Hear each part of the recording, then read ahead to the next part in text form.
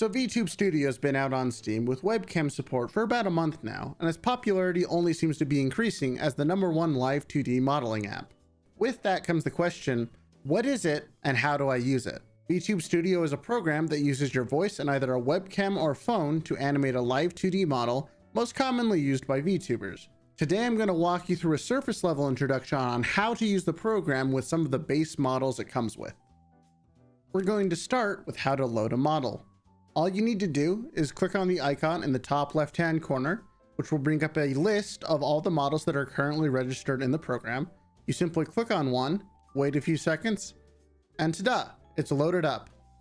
To import your own model, you will need to find the Vtube Studio folder, which if you are using it through Steam can be found alongside any of your other game files. Next, you need to find the Live2D models folder to drop your model file in there. You can find that by going into the Vtube Studio data folder, then into the streaming assets folder, and then finally you will need to open up the Live2D models folder. From here, you can simply drag and drop your model file in, and the next time you launch Vtube Studio, you'll be able to select your own model and begin using it. To move your model around, you simply hold either left or right click, and you can scale it by using the mouse scroll wheel to make it either smaller or larger. Now that we've imported our model, it's time to make it move. This can be done using either a phone or a webcam. If you'd like to know which device brings the best results, you can check out my video about the differences between them, which will be linked in the card above and the video description down below. We're going to start with a webcam.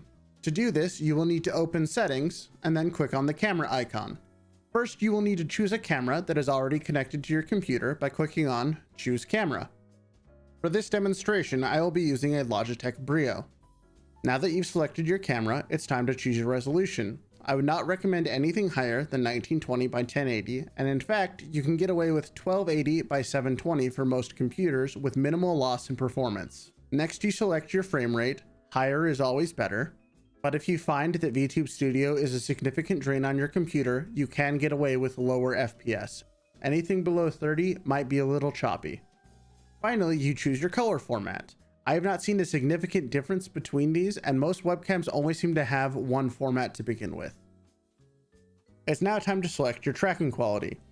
Level 5 is the highest, but takes the most computer resources, while level 1 is the worst, but takes the least. Use whatever works best for your system.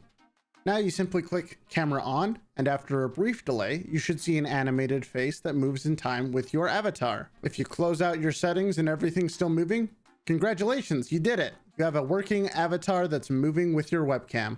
If you're going to be using your phone as your camera, you're going to have to download the app and have it open on both your phone and PC. Once you have them both open, you're going to have to open up your settings and go to the Connection Settings. From here, you will want to copy both your port and your IP, which you can find by clicking on Show IP List. I will blur mine for the sake of safety, but you're going to want your IPv4 web address, which will usually be 10.0.0. something. From here, you will open up Settings on your phone and scroll down to the Stream to PC setting, where you will have the option of putting in the IP from your computer and the port number before turning on Connect to PC and activating streaming mode to reduce the usage of your phone's battery. Once that's done, click on Start Server, and if you did everything correctly, your model should start to animate. Please don't try to have your webcam tracking and your phone tracking on at the same time. This is unrelated to Vtube Studio, but if you're looking for a great phone holder for a desk, I recommend this one I picked up on Amazon. It's the one I personally use and I love it. You can change the background by clicking on this big green button over here. However, if you have your own that you would like to import, you can add it similar to how we added our model, but instead of going to the Live2D model folder, we're just going to go to the background folder instead. Please keep in mind that anytime you add an asset to Vtube Studio, you will need to relaunch the program before it will show up. Now that your model and background are ready, it's time to use my favorite part of Vtube Studio. Items are pictures and GIFs that you can attach to your character to really enhance the scene for your viewers.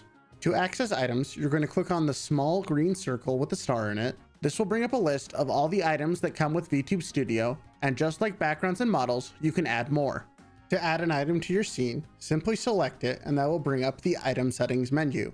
The first thing you'll notice is this item order. To put this simply, an item on a higher order number will show on top of anything below it. Your model is always number 0, so if you want to put a blanket on top of them, you'd put the number 1 or higher, and if you wanted to put a chair behind them, you'd put it at -1 or lower. Some of the items are animated, and you can toggle their animation speed right here.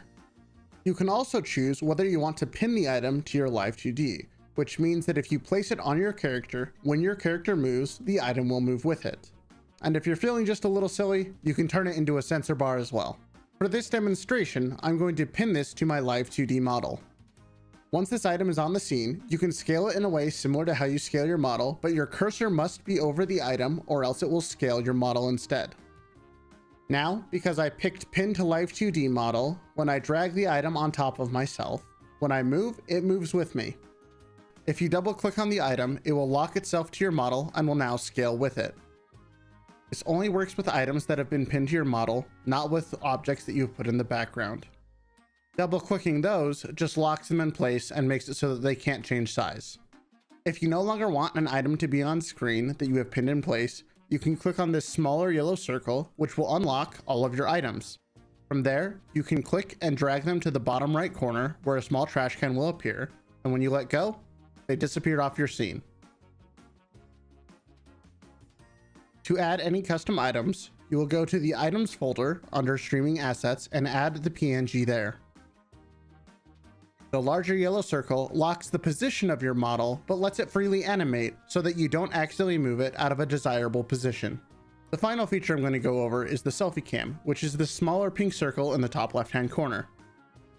This allows you to take a selfie and determine whether or not you want the background to show up. This can be very useful for taking thumbnails or working on other Photoshop projects.